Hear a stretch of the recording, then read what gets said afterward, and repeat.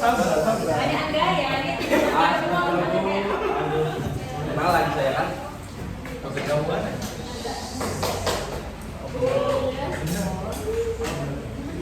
Jangan dari mana. Halo, what's up? Come back to my channel. Ketemu lagi sama saya Galang di channel Monitor Views. Topik podcast kali ini adalah tentang pemimpin yang sangat keren, bijaksana, dan sangat berkarisma, yaitu Bapak Gubernur Jawa Barat Deddy Mulyadi. Dan karena saya belum terlalu paham, bahkan tidak tahu ya, bahkan bertanya-tanya nih tentang Bapak Deddy Mulyadi ini, saya mendatangkan narasumber yang sangat keren, yaitu Mas Joka.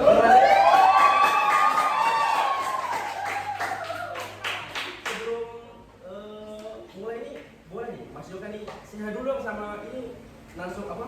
Penonton. Ya penonton. Sekalian perkenalan Mas Yok. Silakan. Halo teman-teman semuanya. Hai. Jadi di sini sepertinya saya juga tidak terkenal ya. Jadi kayaknya banyak yang nggak kenal. Oke, sebelumnya perkenalkan nama saya Yoka Adi Mubarok.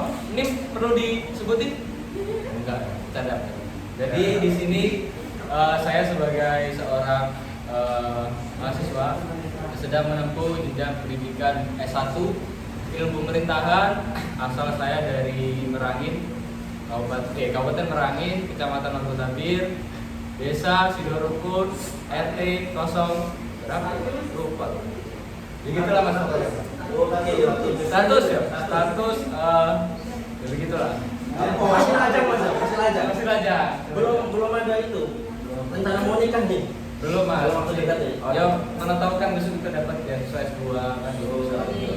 S2 kan dia sambil punya istri juga kan bisa lagi. Jangan dulu Mas. Soalnya duitnya nanti nggak tahu dari mana. Pakai situ dulu. Jadi kan langsung aja masuk ya dia. Karena kan saya kan kurang tahu nih, bahkan belum tahu tentang Bapak Deddy Mulyadi. Jadi saya tuh udah Mas, karena Mas kan paham terkait Bapak Deddy Mulyadi ya. Jadi saya mau tanya nih. Yang pertama pertanyaan saya tuh background biografi Bapak Deddy Mulyadi ini apa sih? Boleh dijawab sama Mas Yoga? Silakan Mas. Jadi sosok beliaunya atau Bapak Deddy Mulyadi ini lahir di Subang pada tanggal 12 April 1971. Kalau untuk jenjang pendidikan, beliau ini S1 Ilmu Hukum di Sekolah Tinggi Hukum Purnawarman di Purwakarta. Ternyata tidak hanya berhenti di situ Mas. Beliau melanjutkan jenjang pendidikan S2, yaitu di mengambil Magister Manajemen di Universitas Widyatama Bandung pada tahun 2021 sudah lulus. Oh, keren juga. Berarti background Bapak dari Bapak Deddy Mulyadi ini beliau S1 apa? Ilmu hukum dan Magister Manajemen. Pantas sekali dia sangat jago dalam menjalankan pemerintah ini Mas Jam. Sepertinya kayak kebijakannya itu bagus-bagus lah dan dekat dengan masyarakat juga.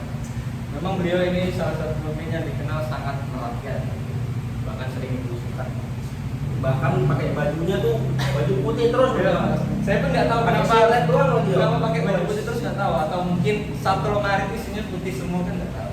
Mungkin kan warna putih itu kan suci. Jadi Ya, bisa kalau Pak Deddy masuk ke gang-gang untuk menemui rakyat kecil tuh kayak jadi penyelamat bagi hidup rakyat kecil itu Mas. Ya, pendapat saya ya. Oke. Kalau misalkan saya kan ingin tahu nih gaya kepemimpinan Bapak Deddy Mulyadi itu gimana? Kalau menurut Mas Joko? Kalau saya tahu kan kepemimpinan Bapak Pak Deddy Mulyadi ini kan kalau dari konten-konten tuh sangat menarik karena dia cepat merespon respon warga-warga yang mengalami masalah ini Mas. Kalau menurut Mas? Jadi kalau untuk Bapak Deddy Mulyadi ini seorang pemimpin yang dengan gaya kepemimpinan transformasional, karena memang beberapa kajian yang sudah saya kaji di beberapa sumber lah teori mengatakan bahwasanya cocok bahwasanya kan Deddy Mulyadi ini untuk kemudian disesuaikan dengan gaya kepemimpinan transformasional. Oh, keren. Jadi Biaya transformasional ini yaitu adalah upaya ataupun memimpin melakukan perubahan terhadap sistem pemerintahan, melakukan inovasi baru. Jadi kayak ado bego berat gitu. Berarti nggak kayak pemerintah apa kayak pejabat-pejabat lain gitu, cuma duduk ngangkang kaki dapat perintah baru jalan gitu mas. Berarti beliau langsung Masih nyindir? Ya enggak. Jangan mas, nanti kita klarifikasi mas. Nanti kalau klarifikasinya langsung bisa di sini dulu. Jadi kan kita post juga kan. Oke. Kalau misalkan anu mas, apa kebijakan Bapak Deddy Mulyadi itu gimana sih? Nah, kalau kebijakan beliau ini yang saya ketahui Mas, satu yaitu tentang 7 poin arsitek. Itu adalah salah satu kebijakan yang dilakukan pemerintah di era Deddy Mulyadi, yaitu tidak hanya dunia pendidikan yang istilahnya tuh ilmu formal gitu lah kayak yang kita rasakan sekarang, tapi juga menekankan dan mengajarkan terkait dengan budaya gitu, terus sopan santun, cara kita. Jadi kalau menurut saya itu adalah satu langkah kebijakan yang bagus, karena buat apa seorang yang memiliki wawasan ilmu yang banyak cuman tidak mempunyai karakter, tidak mempunyai sopan santun, itu kan sebuah hal yang gimana ya, kurang gitu rasanya. Jadi kebijakan dari Bapak Deddy Mulyadi itu kurang lebih itu terkait budaya sama pendidikan. Ya. Soalnya kan kayak pendidikan karakter tuh apalagi buat anak-anak muda sekarang tuh kan kurang sekali kayak pendidikan moral, pendidikan karakter tuh. Jadinya kurang lah moral-moral anak-anak sekarang. Jadi kalau kita ibaratkan tuh kayak pejabat-pejabat yang korup gitu lah ya. Jadi kita bisa pas jadi pejabat, insya Allah kita nggak korup juga. Jadi, Oke mas. Jadi bentar dulu mas, saya potong dulu ya. Oke, nggak apa mas. Jadi tidak hanya kebijakan itu aja, terus ada lagi kebijakan tentang beras perlek, yaitu kebijakan yang dibuat oleh pemerintah ataupun pemimpin Bapak Deddy Mulyadi ini. Salah satunya upaya yang dilakukan masyarakat untuk mengumpulkan beras. Jadi gini ya, secara gampangnya tuh masyarakat itu mengumpulkan beras secara sukarela, gitu. Dikumpulkan menjadi satu untuk kemudian disumbangkan kepada masyarakat yang membutuhkan. Bagus juga kebijakannya. Jadi masyarakat yang kurang mampu itu kayak diberi zakat itulah ya dari pemerintah sumbang. Sebenarnya bukan dari pemerintah, itu Masyarakat. langsung dari masyarakat. Cuman melalui kebijakan yang dibuat dan direkomendasikan oleh pemerintah.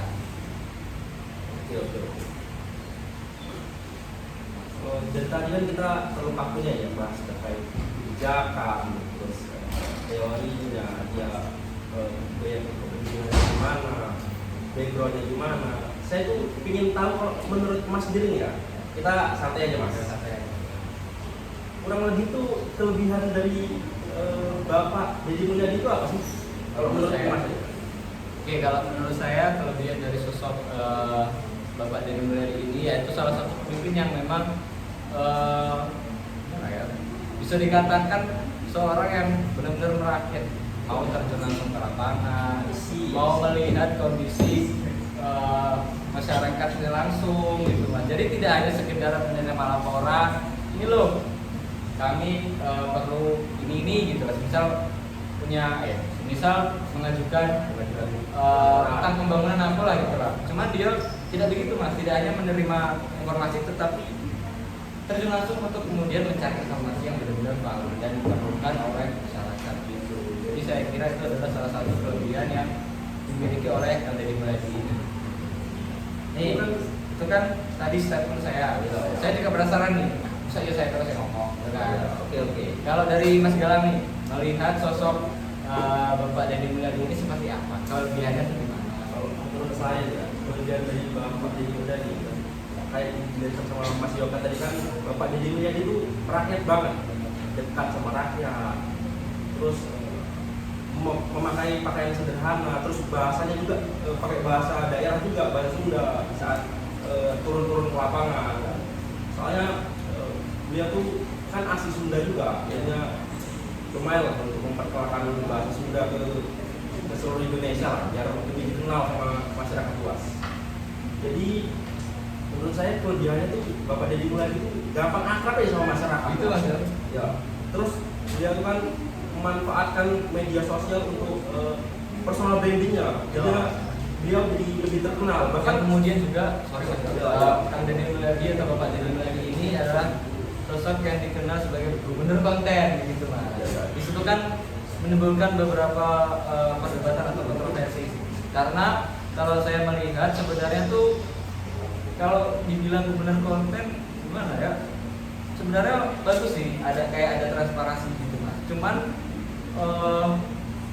mungkin yang jadi bisa kemudian menjadi salah satu sisi yang kurang baiknya yaitu ketika kemudian membangun personal branding gitu, dengan alasan membangun personal branding yang kemudian mengakibatkan masyarakat khususnya Jawa Barat itu gimana ya, terlalu berpatokan ataupun mengharapkan bahwasanya Kang Deddy Mulyadi itu selalu terus bisa menjadi itu di Jawa Barat, adanya kebergantungan. jadi kayak tuntutan masyarakat tuh bahwa patokan sebagai pemimpin Jawa Barat yang bagus tuh Kang Deddy Mulyadi. Jadi takutnya pemerintah-pemerintah yang selanjutnya setelah Bapak Deddy Mulyadi itu kurang takutnya karena bahkan Sebenarnya sih, tapi ada dua kemungkinan sih, bisa aja bagus, bisa aja kurang. untuk pemimpin selanjutnya Kalau dibandingkan sama yang Kalimantan itu gimana Mas? Kalau yang menurut gosok Bapak? Kalimantan Kan jaga dong. Iya, oh ya jaga marwahnya. Ya, Oke, oke. jaga dong. Oke lah, oke. Tapi mobil dinasnya gimana Mas? Mobil dinas, saya pengen tahu kan mobil dinas Kalimantan itu kan mahal. Kalau Pak Deddy Mulyadi kan sederhana makanya. Katanya semua dananya kan dari diri sendiri juga. Makanya itu menjadi salah satu pemimpin yang gimana ya, bisa dicontoh lah oleh pemimpin lain. Oke, oke. Tadi kan kelebihannya Mas. Kalau kekurangannya apa kira-kira dari Pak Deddy Kalau untuk Mulyadi? kekurangan, saya melihat bahwasanya itu kekurangan sih sebenarnya salah satu hal yang kalau dilihat dari Bapak Deddy Mulyadi ini tidak terlalu terlihat. Cuman ada beberapa yang memang perlu dikritisi, yaitu terkait dengan pengambilan keputusan. Seringkali Pak Deddy Mulyadi ini mengambil keputusan atau kebijakan secara sepihak tanpa melibatkan aktor birokrasi yang lain. Tapi kalau kebijakannya bagus kan langsung saja. Kenapa harus nunggu-nunggu dulu? Nah, gini. Karena itu nanti kan perlu adanya gimana ya? Katakanlah musyawarah dengan misal DPR untuk membahas tentang misal kita nih nggak ada anggaran buat ini, anggarannya nanti bisa ke sini. Jadi kayak gimana ya? Takutnya nanti program yang lain jadi nggak terlaksana. Oke. Kalau menurut saya sih sama juga. Kurangannya apa? Kekurangan dari Bapak Deddy Mulyadi itu kayaknya nggak ada dah. Soalnya kayak keren aja sih dibandingkan gubernur-gubernur yang lain ya, kayak gubernur ya bilang mungkin lah ya, mungkin ya, kurang merakyat gitu. Kenapa bahasa mas kayak gitu? Seolah kayak ini. Karena saya belum merasakan impact-nya sebagai warga Jambi, kan saya kan domisili Jambi ya. Saya belum pernah merasakan kebijakan yang bagus itu. Bahkan jalan di tempat saya itu Di mana itu? di Merangin. Oh, masih Merangin juga. Yo, kan kita seberangan kan. Jadi jarang ketemu aja Mas ya. Tempatnya di mana Pak? Kecamatan mana? Barangkali kan saya pernah lewat rumahnya di Kecamatan Tanjung Selatan, Tabir Selatan, desanya.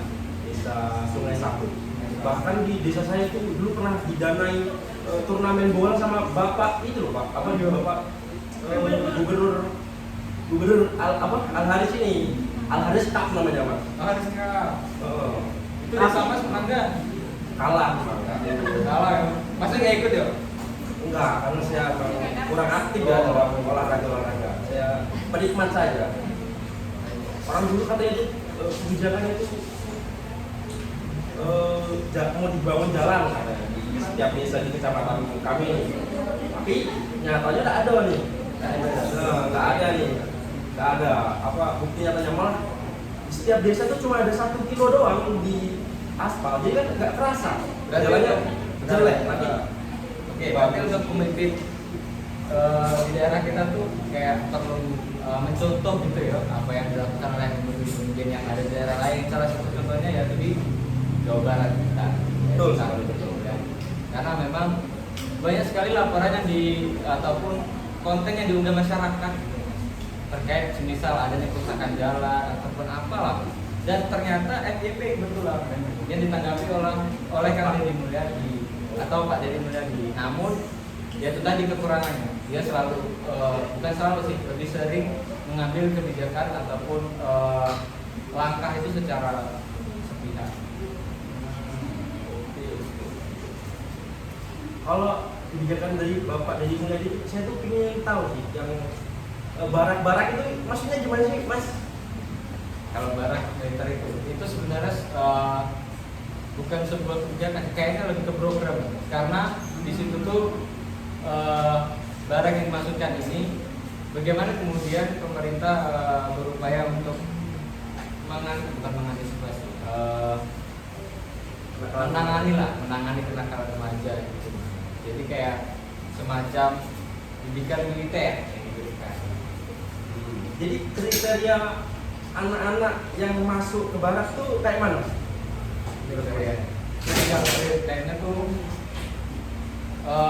ya mungkin yang nakal di sekolah bisa dimasukin, terus kayak bahkan mungkin ada yang itu ya atau melambai. tahu ya melambai. Itu kalau saya kan kurang paham nih, kalau menurut Mas yang gigi itu kayak mana? Kalau kebijakan kayak gimana? Menurut saya sih kalau untuk membedakan yang D itu susah.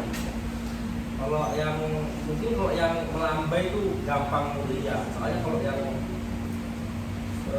yang apa ketertarikan sama orang lain itu kan susah untuk diteliti. Soalnya kalau di luar tuh orangnya berotot itu pada suka sama jenis. Aduh, itu Mas. Berarti cover tuh tidak menjamin ini nggak sih? Ya, saya setuju. Oke, sebelum ya, biar nggak terlalu jauh di pembahasan ini, mungkin saya simpulkan saja deh. Ya. Jadi Bapak Deddy Mulyadi ini adalah sosok pemimpin yang punya karisma, punya ciri khas sendiri lah dalam menjalankan pemerintah. Jadi semoga aja para pemimpin-pemimpin yang lain bisa mencontoh Bapak Deddy Mulyadi. Mungkin sekian dari podcast saya ini. See you next time video. Dah.